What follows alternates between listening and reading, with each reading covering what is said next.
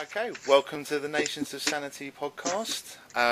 It's my great pleasure to introduce Walter Block and Michael Edelstein, who have both been kind enough to take the time to speak to me about their work and mine with regards to voluntarism, non-aggression principle, and philosophy in general. So thank you both, Walter and Michael, for taking the time to speak to me today. We're happy to be with you. Likewise. Thank you. Now, just to anybody else who's watching here, I'm going to speak to Walter, obviously, about his work. Anyone who knows him obviously knows that he's a very well-known anarchist, libertarian, philosopher. He's written many books. His most recent books focusing on the privatization of everything, which I want to discuss with him in this conversation. Have a little bit of pushback that I'd love to hear his opinion on, and Michael Edelstein, who is, you're a psychologist? Yeah, I'm a clinical psychologist. Clinical psychologist, yeah. And I'm also be speaking to him again later this week, which I'm looking forward to, and he's been kind enough to join me and Walter in this conversation. So again, thank you both. Now, the Nations of Sanity, to anyone who doesn't know, which is what I'm representing here, is a kind of would-be movement that's basically asserting that the only way to create a free society, or voluntarism as we call it, is to establish the non-aggression principle as the law, or the terms of peace, through a peace agreement, specifically a three-part peace agreement that we present. And before I get into too much detail on that, I'd like to hand over to both Michael and Walter and ask what your sort of opinion is on that basic premise, what your thoughts are, any criticism, scrutiny of any kind, really.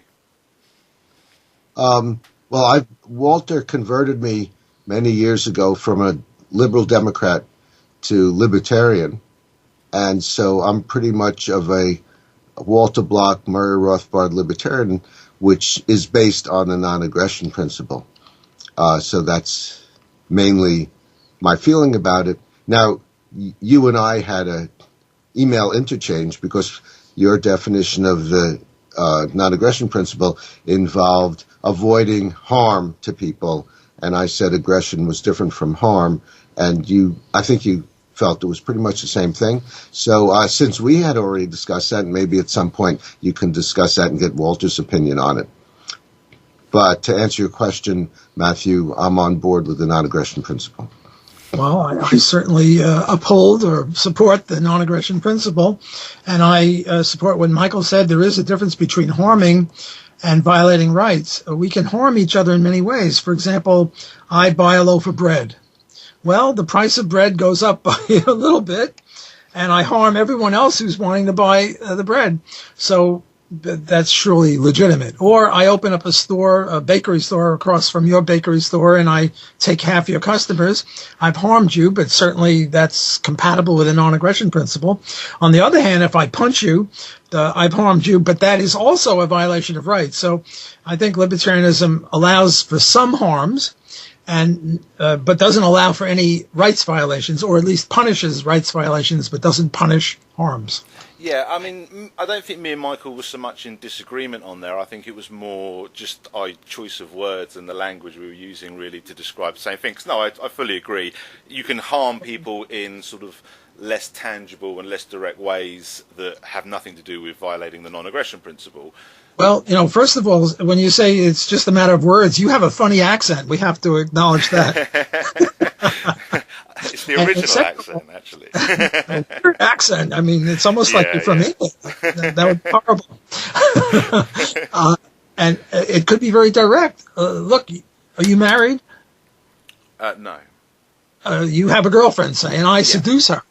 And now it's very personal. You're very unhappy, or vice versa. I'm married and you seduce my wife. But we're all consenting adults, and you don't own your girlfriend. I don't own my wife. So this could be very personal and, upfront. And you'd probably each of us would rather we be punched in the nose than have our girlfriend or wife taken away from us.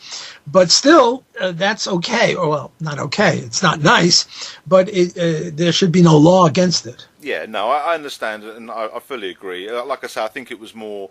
I mean, perhaps aggression would be a better word than harm, because, as you say, harm does open up to. I mean, sometimes I worry that aggression does as well, and I think this is perhaps a problem with the limitations of language sometimes, because someone can even be spoken about as being aggressive in certain contexts, again, without violating the non-aggression principles. So, yeah, I mean, being assertive would be like that. Exactly, yeah. And again, I think this is more down to the limits of our language rather than an actual disagreement on the principle. I mean, the way I always describe my little sort of spiel in the Nations of Sanity with regards to describing the non-aggression principle is to say that it defines crime by whether or not, and I do use the word harm, causing harm or loss to another. But I then go on to clarify that it's not a pacifist principle. It does allow for the use of force, both in self-defense and the defense of others, but it strictly prohibits the initiation of force against peaceful people. And initiation of force can basically be any violation of their basic rights, what we call negative rights, to not be harmed, to basically be left alone. I mean, the way I sort of speak often when I'm talking to other people, and the way I sort of sum it up is basically, as long as you're not hurting anyone, do what you like. Well, but again, hurting, yeah. and if we want to go from Libertarianism 101 to advanced libertarianism, suppose the all-powerful Martians send down a message that unless somebody kills Michael here, they're going to blow up the whole world. And let's suppose there's no way of stopping them. Well, what I would do is I would kill Michael. First of all, he's going to die anyway. If the Martians, blow up the whole world, he's going to. But at least I'll save everyone else. But the issue is, am I a criminal? And the answer is, you're darn tootin' I'm a criminal because I killed Michael, even though I did it for good reasons. Or you're about to jump off a bridge to your death. And I grab you. I'm going to grab you. I'm not going to let you jump off. I'm going to ask you, well, why are you jumping? And if you say, well, your girlfriend left you or you failed an exam or, I'm going to kidnap you for maybe a week and try to deprogram you. On the other hand, if you say, well, I have terminal cancer and I'm in excruciating pain and the morphine no longer works, not only will I let you go, I'll help you to commit suicide, assisted suicide. Now, assisted suicide is compatible with libertarianism, but if I kidnap you, that's not good. I'm a criminal. Now, it's my hope is that the court will slap me on the wrist because this sort of kidnapping is a different kind of kidnapping than the ordinary kind of kidnapping where, the kidnapper is just a plain old criminal. But, I'm trying to save your life. Or if you're about to be hit by a truck and I push you out of the way and I break your ribs, it's not really exactly assault and battery. Whereas if I just haul off and, break your ribs, like Rand Paul's ribs were broken by this neighbor of his, well, that's a criminal activity. So if you push libertarianism a little deeper, it's really a theory of punishment. And what we say is that if you initiate violence against somebody, not just hurt him, but initiate violence against them, not just be assertive or aggressive, but violate his rights, you're a criminal. Yeah, I agree with that. I mean, the examples you gave, like some of them were violations of the non-aggression principle and some of them weren't. Like, for example, as you say, assisting someone in suicide wouldn't be a violation of the non-aggression principle because that's their decision and you're just helping them with that. Kidnapping someone who wants to kill themselves actually would be a violation of the non-aggression principle because you're violating their free choice. But as you say, it's the sort of thing that the intentions are certainly very good. Pushing someone out of the way of a moving truck isn't a violation of non-aggression principle, in my opinion. There's no criminal intent. You're acting to help. You're acting in a way to prevent harm. And the fact that you did him a bit of harm in the process. I think you probably summed it up a lot better than me. But that's why you've written many books on the subject. And oh no, I have to disagree with you again. You did very well. Thank you. I think you can make a case that pushing someone who's in the path of a moving truck is aggression, initiating aggression. A, if they didn't ask you to do it, and number two, suppose they jumped in front of the moving truck because they wanted to commit suicide. Isn't that a different case? But you wouldn't have any way of knowing that. I mean, that's right. If it already been established that they were wanting to kill themselves, and like I say, when you're stopping the person who wants to jump off the bridge and kidnapping him to save his life, because you know that you're violating his will. Whereas the person that's in front of the truck, you know, any kind of reasonable assumption would be that they don't want to get hit by the truck. So, you know, so you're not knowingly violating their will. So I wouldn't say, I personally would sort of disagree with you on that. Well, no, I agree with you, Matt. Even if he had a sign on his back, hey, leave me alone, I want to be killed by the truck, too bad. I don't believe him. Maybe somebody stuck it on his back. You push the guy out of the way, and if he wants to commit suicide, first of all, he shouldn't ruin the truck. He's going to get blood all over the truck. So you're saving the truck as well. Well, yeah, I mean, it wouldn't obviously be the thought process in your mind, but you could also argue that he's violating the truck driver by property damaging his truck by... You know. So the two of you have the contention that it's not initiation of aggression in the truck case? Yeah, I would say that it's not a violation of the non-aggression principle. Yeah, I agree with Matt. 2-1, Michael, you're wrong. Yeah, right. It's not a democracy. Don't worry. An argument is that I would push him out of the way of the truck, and then I'd turn myself into the libertarian courts and say I violated his rights because I acted against him without his permission. I violated his individual rights, and then if he wants to drop punishment or anything like that, then that would be okay, and that's likely to happen because I saved his life, but still the initial act was a violation of his individual rights. I can understand, I can see the thought process you're using for that, but I just think, I mean, what you're saying, as I say, does apply with regards to the person who's trying to jump off the bridge and you kidnap them, and there you know, using good intentions, but you did violate the non-aggression principle, so you should turn yourself into the libertarian courts. But I honestly think that in the instance of pushing someone out, because the problem is, like I say, there's no time to get their permission, and I think any reasonable assumption would be that they would give you permission, you know, in hindsight. So I just don't think, like, I think the thing that separates it from the bridge jumper is the bridge jumper has declared their intent to you. The person in front of the truck hasn't. So that for me is but I understand where you're coming from, but I think that's the thing that separates it. I would agree with you, and as I said, 2-1, so Michael is wrong. We're Democrats here. There are actually cases where a person is choking to death, and a doctor comes and sticks something up his throat, tracheotomy or something like that, saves his life, and then the guy sues him for invasion of his throat. I would put that guy in jail, or at least deal very harshly with that guy. I mean, the doctor, or you or I, we're not doctors. Well, we have PhDs, but we're not the kind of doctors that can help anyone, physically anyway. The doctor initiated violence against this guy's throat to save his life, and then the guy sues him, and sometimes the court allows him to collect. And I'd say that's just very unjust. Yeah, I would be on your side. Michael, you would agree that the guy who was choking has a law case against the doctor who did that, or against anyone? Yeah, I would agree. That's consistent with my view. Okay, well, we'll have to agree to disagree.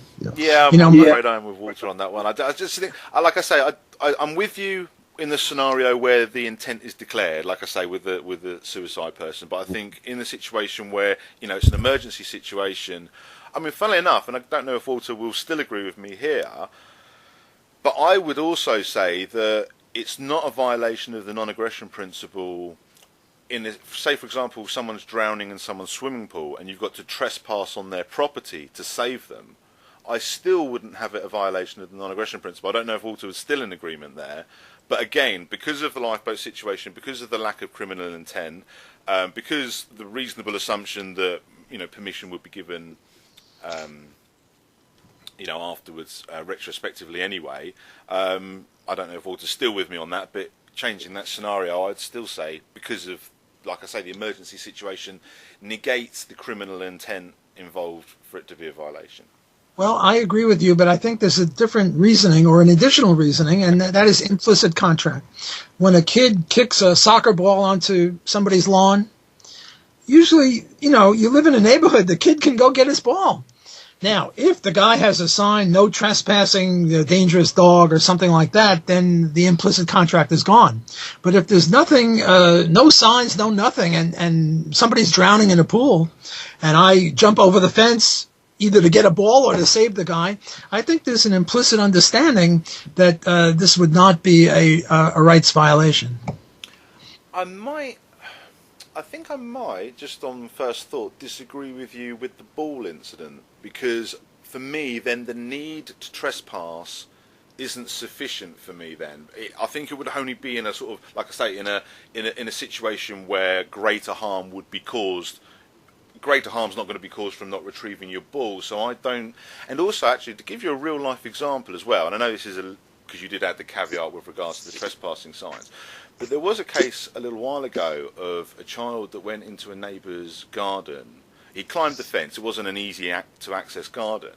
I think it was to retrieve a ball, and was attacked by the dog. Now, the surprising to me, although I was pleasantly surprised because I agreed with the verdict was that the dog wasn't to blame. I mean, not that the dog would have, but the owner also wasn't to blame. Neither party was to blame for what happened to the kid. And as harsh as it sounds, it was kind of the kid's fault because the kid trespassed. The dog was only doing, what it knows to do, which is to obviously defend its territory. As I say, the garden, it was a high fence, so it was, every effort had been made to sort of contain any potential danger of the dog and what have you.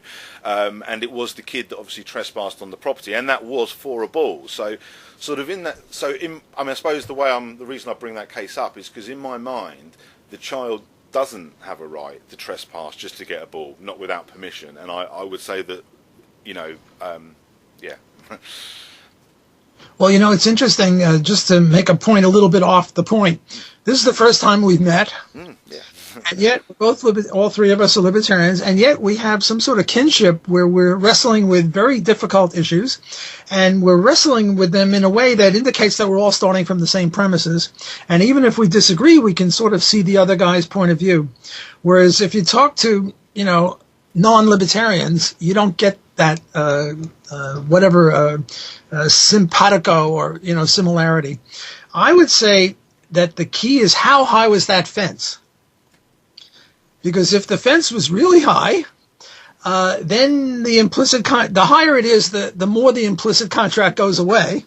And if there's no fence at all, well, then, a dog would run away if there was no fence.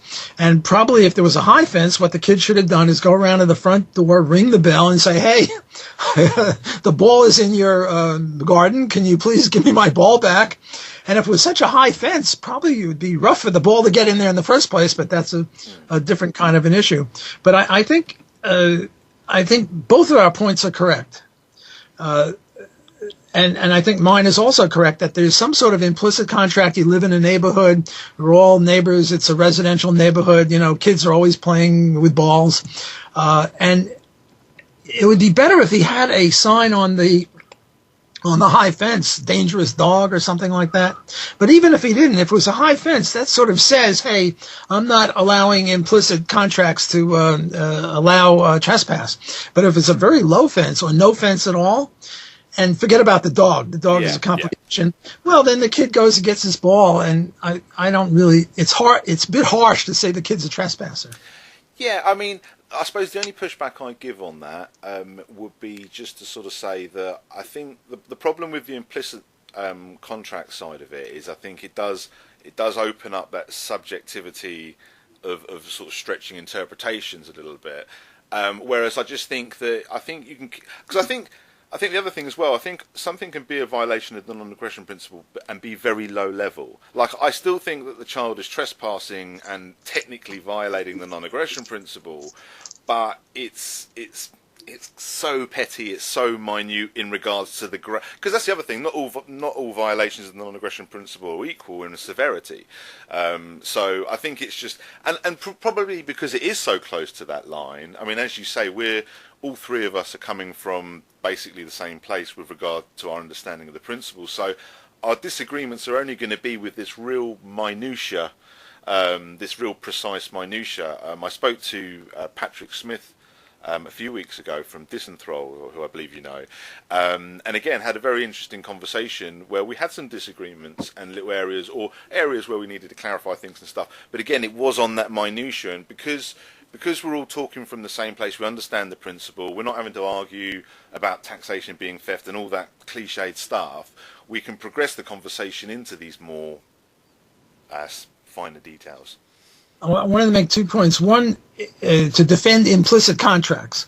I go into a coffee shop, I order a cup of coffee, and I drink it down, and then they present me with a bill for $1 million. And I say, there's an implicit contract here. I'm not paying that $1 million. I don't care what you say. I'm not paying it. There's an implicit contract that if you look, $2, even $5, what the heck? Even $10, not 100, but it's sort of a continuum here. Just how high do you have to go before it's not legitimate? The other pushback I have is you mentioned greater harm, and greater harm I think is problematic because interpersonal comparisons of utility, and I'm a masochist, you're a sadist. You punch me, that's good. I punch you, that's no good. So and it's very hard to count who's harmed to what degree, because of the problem of interpersonal comparisons. Yeah, I mean, the only, I suppose, my response to that would be that there is still, I think you can still draw sort of, there is still an objective approach to, I don't know how to word it, kind of creating a hierarchy of harm with regards to, for example, like a trespass doesn't involve a damage to property. So that would obviously, so you're still violating, but if you're not damaging, then even without even taking all subjectivity out of it and sort of trying to be as objective as possible, you can still say that actually damaging property is worse than if you just trespassed alone.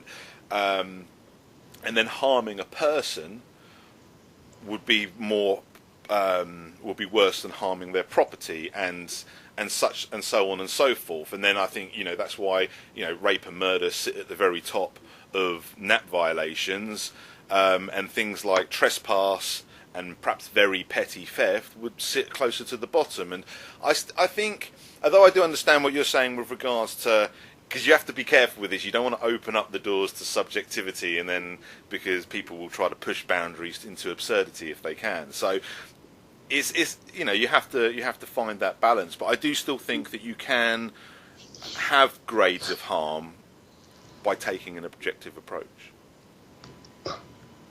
Well, grades of harm are ordinal, and what interpersonal comparison of utility objects to is cardinal comparisons. Isn't that right, Walter? Yeah. Cardinal would be, ordinal is, I like this watch better than this cough drop. Cardinal is, I like this watch 10 utils and this only 1 util, and therefore I like this 10 times as much as that. Right.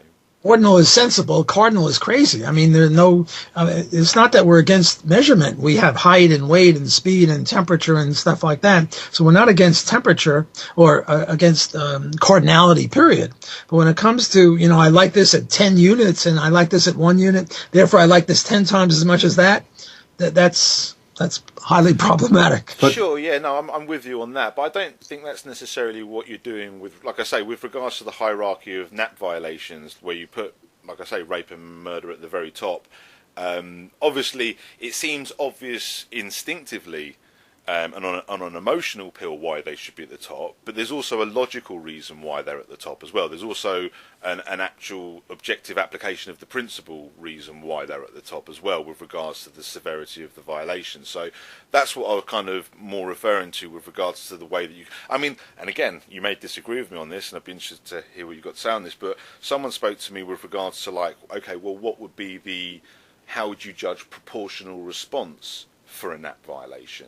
And my approach to this, and I'd be interested to hear both of your opinions on this, is that it's that the right that you take away or the right that you deny is the right you then risk losing yourself. So, for example, if you rob somebody, then you owe them the debt of that plus perhaps compensation or what have you. But you couldn't be executed for robbery. You like a lethal punishment to that would not be a proportional response, whereas and I'm not necessarily saying societies would have to have death penalty, but I think the NAP would allow for it in the case of murder and probably rape as well, but nothing below that sort of threshold, because unless you're taking a life or damaging it to that sort of degree, as I think most people would agree a rape would, then it's not. Then no one would have the right to take that level from you. Does that make sort of sense? And do you agree? Both of you. Yeah, I agree. But it seems like, Walter, you were disagreeing when Matthew was saying that if someone trespasses on your lawn, it's a lower level than if someone trespasses on your lawn and destroys your property. But it seems to me, I agree with Matthew here, it seems to me that's just ordinal, not cardinal. Isn't that right? Well, I agree that, if you just trespass on the lawn, apart from bending some grass, you're not really harming anything. And, and if you threw a rock through a window while you were passing, that's much worse. And obviously I agree that if you're a housebreaker, you break into a house, if you're armed with a gun, it's worse than if you don't have a gun. And pickpocketing, which is very gentle, or fraud, is not so much a crime against the person. On the other hand, there is some counterexamples. In the Old West, in the U.S., if you stole someone's horse, it was a capital crime. But the idea here was a horse was necessary for life. So if you stole the horse, you were really killing the person. So I think that fits in roughly with what you're saying. On the other hand, my theory is a 4-point theory of punishment. One, I steal your car. Well, I have to give back the car. Second, what I did to you has to be done to me. Namely, I have to give you my own car. And if I don't have my own car, I have to give you an equal value of the money. Say your car is worth $5,000, so I give you back your car and I give $5,000. Then if I turn myself into the police right away, there's no cost of capture. On the other hand, if I worsen the crime against you by hiding, and Michael, a private agent, searches me for 5 years, and then he captures me, who's going to pay him? Well, me. Fourth, and here's the controversial one. I don't think the first three are that controversial. Fourth, when I stole your car, I scared you. I reduced your sense of security. You're now more scared. I don't care if you're Arnold Schwarzenegger and you're not scared of anything. I reduced your sense of civilization or whatever it is. I scared you. So I have to be scared. Now, how am I going to be scared? Go, boo? No. The way you're going to scare me is make me play Russian roulette with a certain number of bullets and a certain number of chambers proportional to how badly I scared you. Now, stealing your car isn't that bad, but if I carjacked you and you had your wife and kids in the car and then stole your car and maybe took the baby away by mistake, well, I really scared the hell out of you. And then there should be fewer chambers and more bullets. On the other hand, if what I did is, and here I owe this to some of my students, they corrected me on this, if all I did was steal a candy bar from your grocery store, well, you still have to scare me, but it's not with, the Russian roulette doesn't have to be over here. The Russian roulette could be on my pinky, and it could be one bullet in 10,000 chambers. It would be proportional to, the severity. I mean, a candy bar is now, I'm not talking about a kid stealing a candy bar. When a kid steals a candy bar, kids are different. Yeah. But an adult steals a candy bar, he's got to be scared because you're a grocer owner and your sense of security is ruined. And it's not enough to just make you pay back 2 candy bars. You got to scare me. And I'm thinking, how can you scare people? Well, you have to do something pretty severe, but with a very low probability. And you could do it on the pinky or on the brain, depending. I mean, if it's murder, well, if we had 9, if it's murder, then your life is forfeit. If we were like cats and had 9 lives, you'd owe 2 lives. One, the life you stole, plus another one, 2 teeth for a tooth. Not 1.9 or 2.1 teeth, but 2.0 teeth for a tooth. Comes back from the Bible. So it's a little bit more complex. If you dig deeper, I think, we forget about scaring. What about scaring? We have to incorporate that too into the punishment. I have a number of objections to that, but Matthew, did you want to speak up? I've got a few, but you can go first if you want. Well, one is that how much someone is scared is very subjective. Some people have trigger scaring mechanisms in their brain, could panic, they could jump out a window, they're so scared, or something like that. Others, more calm people, wouldn't feel so scared at all. So that's one problem. Another problem is you didn't, and I'll discuss this in much more detail with Matthew on our podcast, but you didn't scare anyone. Our emotions don't come from situations, they come from our thinking. So the person scared themselves about what you did, so saying that you scared them really doesn't make sense in reality. And finally, I really don't see how this is a derivative of the non-aggression principle. This is thick libertarianism, Walter Block libertarianism, with the scaring part. So to make a better case, I think it would be important to show how it's a derivative of the non-aggression principle in some kind of logical, internally consistent way. Yeah. What do you, Matthew? Well, I'm glad Mike went first, because I think he summed up the subjectivity problem perhaps better than I do, because, that was my initial instinct with regards to scaring. I was like, well, that's subjective. And just to give you a very brief example, I know a female friend of mine who someone was trying to get into her house. She called me. I didn't get round there. The person had gone by the time I got round there. But she was frightened by that in a way that probably would have barely bothered me, because I would have just assumed perhaps you got the wrong house or whatever, that just sort of just adds to Michael's point on that problem. Also, I think the other issue a little bit is like the force that the non-aggression principle allows is, what you were doing sounds a little bit too much like vengeance, and I'm not really sure the non-aggression principle works with vengeance. It's more about force in the interest of defence. Now, that doesn't mean that you can't do anything to somebody if you can't sort of defend yourself in the moment. And like I say, it allows, in my opinion, for executing people for certain crimes. So, people say, well, that's not an act of defence. But my argument would be, if the crime's severe enough and they've proven themselves to be that level of a threat, then it is a defensive act to... You've got to stop them from being able to access normal society, and you either imprison them for life or you kill them, and you don't have any obligation to imprison them for life, because you don't have any obligation to look after them for their natural life just because they've committed such a heinous crime. So I suppose my rationale behind that makes it harder for me to go with you with regards to the scaring side of it, and like I say, I agree with Michael's points with regards to, I think it would be hard to quantify it in any kind of objective way. It is far too subjective. Well, you're both wrong. You're outvoted. I'm going against my democratic principles now that I'm on the wrong side. The subjectivity applies much more widely than we think. Michael steals my watch, and I don't care, I got 5 watches. Michael steals your watch, it's the watch your grandfather gave you, and you have a great reverence for it, or it'll really hurt you to the quick. And yet, there are 2 watches say the same watch, or something like that. So subjectivity comes in a lot, and somehow we have to deal with it.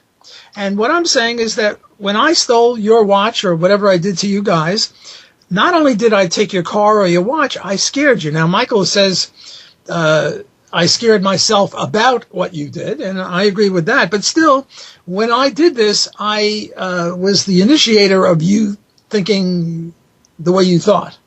So I think I did something, and I think that this comes from libertarian theory. I don't think I'm a thick libertarian. Thick libertarians are people that add on all sorts of irrelevancies, like you have to love gays to be a libertarian, or you have to hate gays. I think the libertarian view on gays is you shouldn't initiate violence against them, and that's it. And is chess or checkers more libertarian? It's silly. We have no view on chess or checkers. We have no view on whether interracial marriage is good or bad. The only thing we have is that if somebody marries interracially or marries a gay couple, don't initiate violence against them. That's it. And we say that, you don't have to bake a cake for gay people or take their picture or, have flowers for their wedding. So I'm not a thick libertarian in the sense that I'm adding adventitious things. I think, maybe I'm wrong, but I think that when I talk about scaring, I'm saying that when I took your car, it wasn't just the physical car that I took. I did something to you. And it's true that you thought certain thoughts, and if you thought other thoughts, you wouldn't be as scared. And if you're Arnold Schwarzenegger, you're not scared about anything. But we can have some sort of reasonable man attitude about this. So to totally reject scaring, I think violates the principles that we adhere to, because what we're trying to do in punishment theory is make the victim whole. Now, you can never make the victim whole entirely, because the victim would presumably always prefer to not to be violated his rights in the first place. But you have to try. And I think part of what I stole from you when I took your car was, that I ruined your psyche, or helped you ruin your psyche, if you want to incorporate Michael's psychological insights, with which I agree. How does that make the victim whole, though? If the victim still was scared, it doesn't take that away. It just adds another person being scared to the world. No, it's very important, because suppose Bill Gates took your car. And Bill Gates doesn't give a rat's rear end about, giving you a second car or anything like that. On the other hand, if he has to play Russian roulette, and you go in and say, hey, Bill, you owe me a little Russian roulette for steering my car, but for $1 billion, I'll let you off. Well, now even Bill Gates is going to think twice before he steals your car. So it's very important to incorporate this stuff, even from a, pragmatic or utilitarian point of view, because if all you make the criminal do is to make the victim whole, by giving them stuff, well, then a rich man could, Bill Gates or Charles Koch, or, some very rich person. Not that I'm saying that these two guys would, steal anything, but any very rich person would then be able to get away with not murder, but get away with stealing cars. And unless we incorporate stealing, so from a pragmatic point of view, it's important. And I think from a deontological point of view, it's also important, because I didn't just take your car. I took your car plus something else about you that isn't as good as it was before I took your car. I don't see how you answered my question. How does that give anything back to the victim? If the victim is now scared, that doesn't give anything back. If the perpetrator is now scared too, as a result of your theory, how does that do anything for the victim? Because you can make a deal. The victim can make a deal with the criminal, and the victim can say, look, you owe me a Russian roulette, whether it's for your pinky or your brain or whatever, you owe it to me. However, I'll let you off if you give me some money. So this would be a way of compensating the victim, in addition to the car, to have this contract. So, okay, I mean, sorry. Yeah, go on. Go on, Matthew. I see what you're saying, Walter, and I suppose I do agree that you can't just dismiss the scaring side of it. I do agree that you can't just throw that out the window. I suppose my kind of resistance was more with regards to quantifying that with regards to proportional responses. But no, for sure. And also one way I think that's more of an objective approach, perhaps, to take to that kind of thing, is to deal with the threat involved. Like, for example, because that's what I think you need to demonstrate. I think you can have the scaring thing incorporated with regards to judging the severity of a violation and also judging the response to it. But I think you need to deal with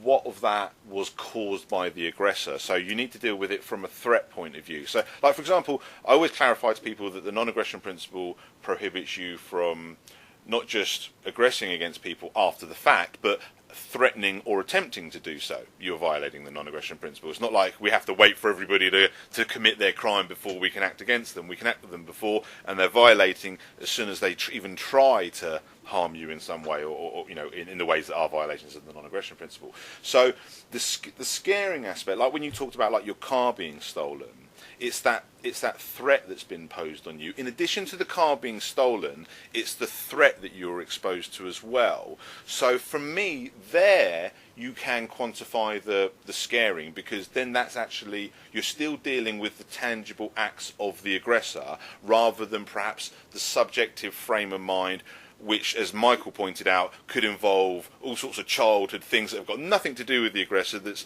nothing, like I say, certain people can be terrified by things in ways that wouldn't be proportionate. So I think that will probably be the way that, like I say, so I'm not throwing scaring out the window. I just think you need to tie it back to threat. Well, there is another aphorism in law with which I agree.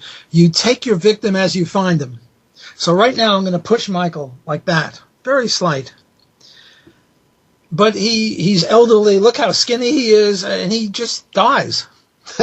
Or he, something very serious. That bad. Because he's so old and weak. And all I did was push him a little bit. Whereas you're a strong young man, and, I shove you, and I can hardly move you because you're, stronger and younger. You take your victim as you find him. So if I do even a slight thing and I really harm him egregiously, it's not his fault, it's my fault. Namely, I'm guilty for a very severe assault and battery, even though I only hardly touched him. Assuming mens rea, that it wasn't an accident, I didn't fall against him or something like that. So you have to take your victim as you find him. And let's say this young lady, friend of yours, who was scared of the prowler, she's very, very sensitive. Well, and let's say it was really a criminal, not just somebody who was knocking on the wrong door. Well, tough on him. He really hurt her. And now she has to go for therapy for 10 years. Who's going to pay for that? Let him pay for it if he was a real burglar. And if he burgled your house, you say, I've got a gun, I'm stronger than him, I'll kick his butt, I sort of vary between that and the reasonable man, the average thing. I admit that this is very subjective and very difficult to, how do you make the victim whole? But I'm glad we agree that at least scaring shouldn't be thrown out the window. And as for how you deal with it, I'm not really sure, because I don't think anyone else in the literature has put this out. I put it out several times, and what I'm hoping is other people will comment on my work on scaring and make it better, improve it, and that's the way we progress. I say something that's half correct, and you write something, and now it's 3/4 correct, and you write something is 7/8 correct. That's the way we progress as libertarian theorists. And I'm hoping that other people will, thanks to this interview in part, will write something and, say, well, Block is okay on scaring, but he didn't really get it quite right, and here's an improvement, and, we have to take the subjectivity or not or what. So all I insist is that we have to take it into account somehow. And to say that it's totally irrelevant, I think, is wrong. On the other hand, I don't think I've nailed it down. I don't think I've written the last word, maybe just the first word on this. Yeah, no, I do agree with you that it shouldn't be. It's not irrelevant. I'm certainly not saying that, and that's, it does give me food for thought. And like I say, it's something I will think on and perhaps do my own sort of attempt to improve on. Like I say, my first thoughts on it is I just keep tying it to threat, and at least that way it's attached to the. And yeah, that doesn't mean that. But again, I think you would still deal it with, for example, like with the person who's. Like there's some people that can take things nonchalantly, but that doesn't mean that other people that can't, that you don't take appreciation for that. But I just think you need to tie it to the actual actions of the aggressor and the threat that they're posing, and keep it in that realm.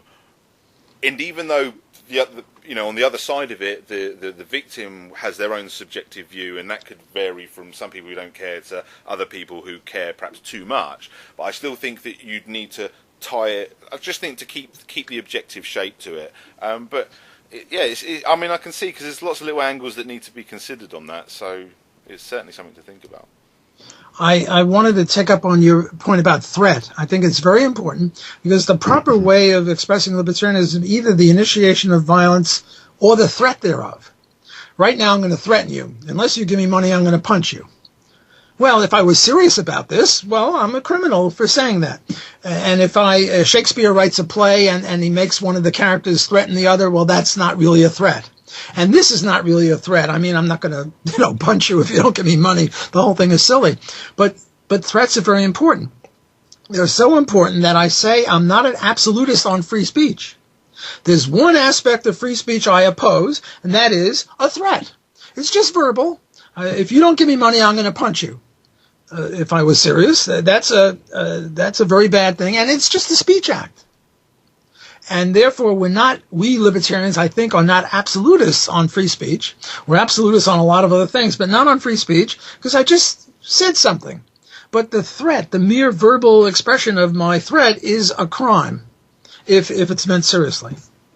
Yeah, I agree with you. I mean, I do consider myself an absolutist, but that's because I don't consider a threat to be a violation of freedom of speech. So I agree the same thing, but I just kind of define it differently. I mean, it's a little bit like I always say to people that, like, one of my sort of selling points with the whole Nations of Sanity thing is like, if the non-aggression principle was law, then we'd all be free in equal measure, and it would be true equal rights.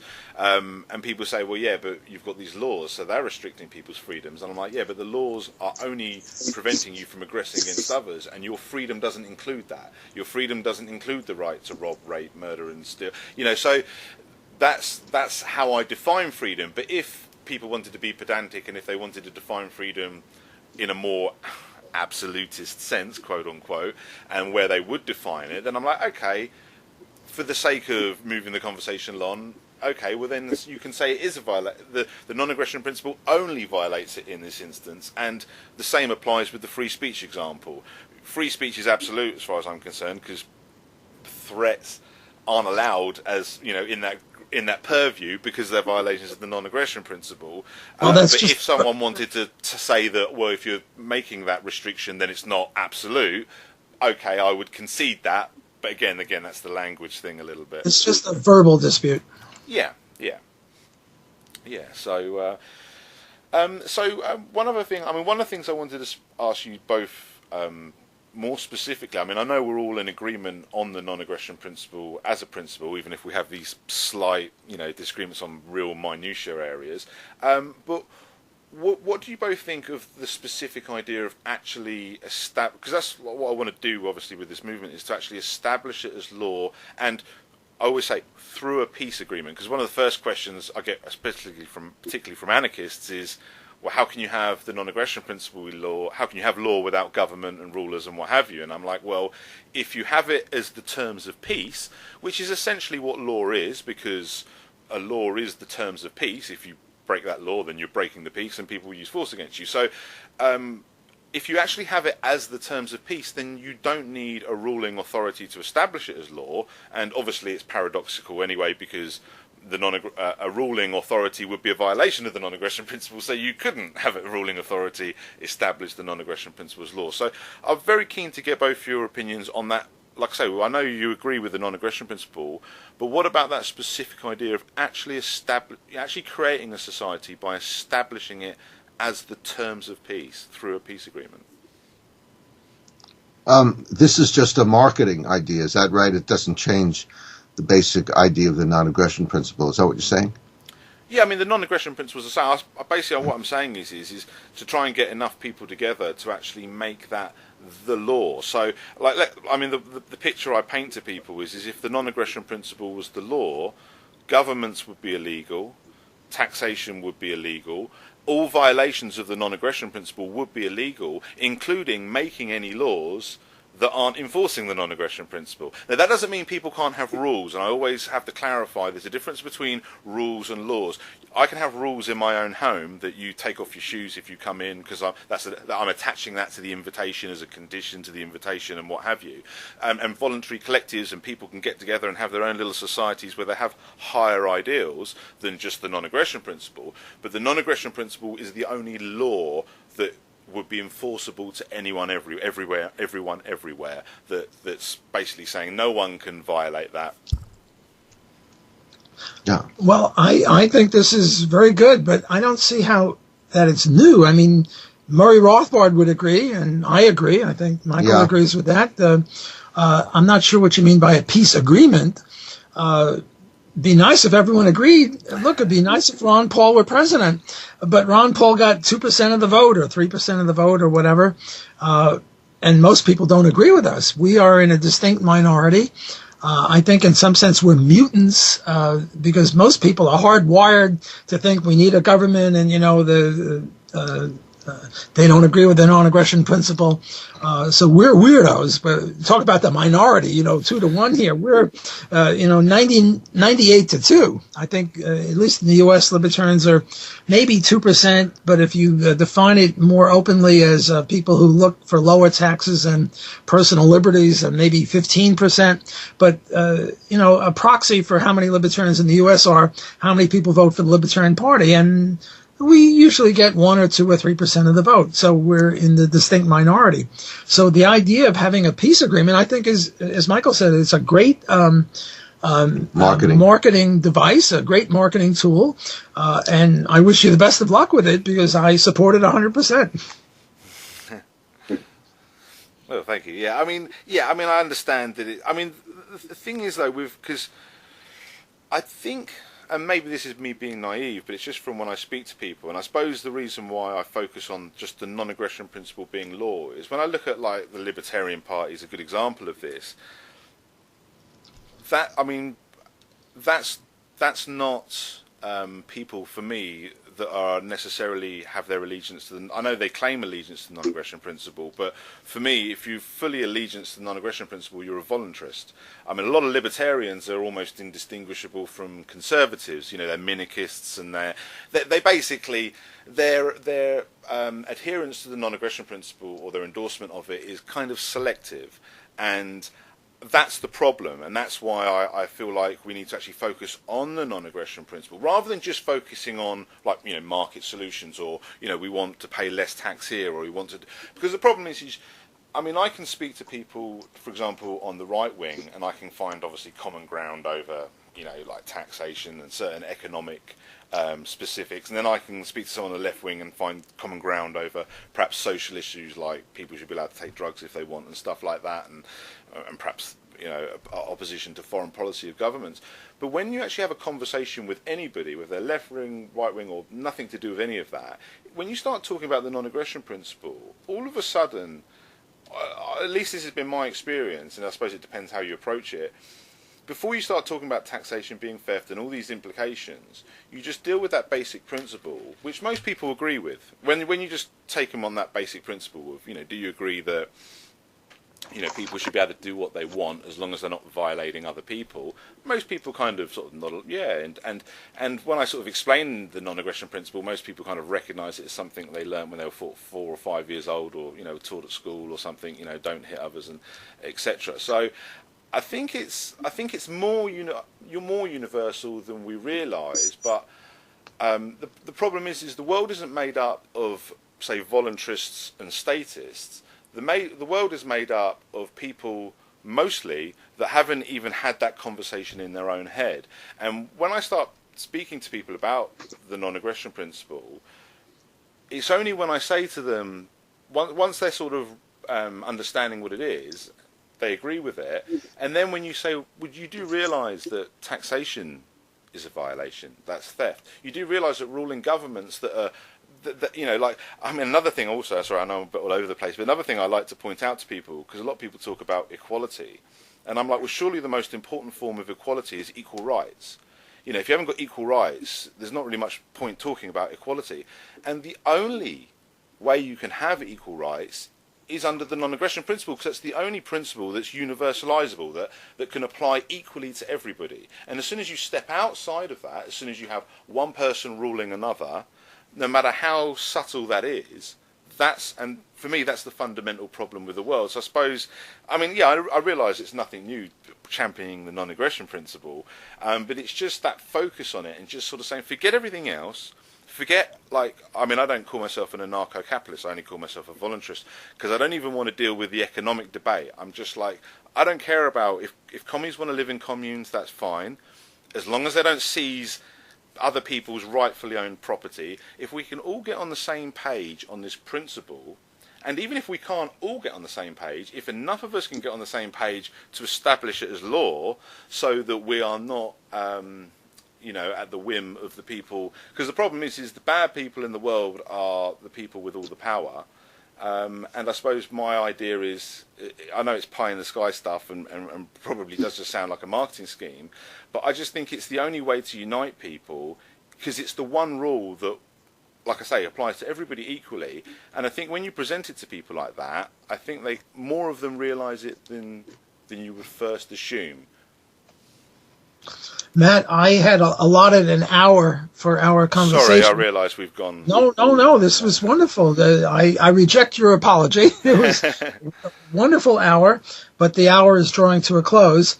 Okay. So let me just say, I think in behalf of all three of us, or everyone should pipe up, it was a wonderful conversation, and I greatly enjoyed it, and thank you for inviting me and Michael to this conversation. Yeah, also, Matthew, to answer your original question at the beginning, what do we think about your website, the Nation of Sanity? I started with a criticism of force versus aggression, but overall I thought it was great and well-reasoned and well-presented. Thanks for having us on your show. Thank you very much for sparing the time. I wish we could talk for longer, and perhaps we can maybe speak another time. Walter, I do still want to speak to you about your privatisation of everything, because it is something I've got a bit of pushback on, which I'm sure you'd be interested in. So perhaps either arrange another time, or perhaps I'll write to you and lay out my argument so you can properly consider it and sure. And hear what I've got to say on it. You'll be with Michael alone in 3 or 4 days, and Michael is visiting me from San Francisco. So you and I in a month or so, just the two of us, because Michael will be around. Yeah, no problem. That would be great. I really appreciate both of you taking the time, and I look forward to speaking to both of you again. Also, Matthew, another innovative concept Walter has that you might want to speak to him about also is evictionism, which is a solution to the abortion issue. Okay. Sure, we can talk about that as well. Okay. It's part To be honest, of there's a million things I could talk to you about. I mean, as I say, I want to speak to you about the privatisation of things. I'd love to speak to you about the regulated market, because I have an idea there with regards to a voluntary alternative to tax, which I think would work very well, just as a way of giving people a way of envisaging a free society, because I think people struggle to picture life without government, and that's something that I think would help there. So there's loads of things I'd like to speak to both of you about, so I really appreciate you taking the time here, and hopefully I'll speak to you both again.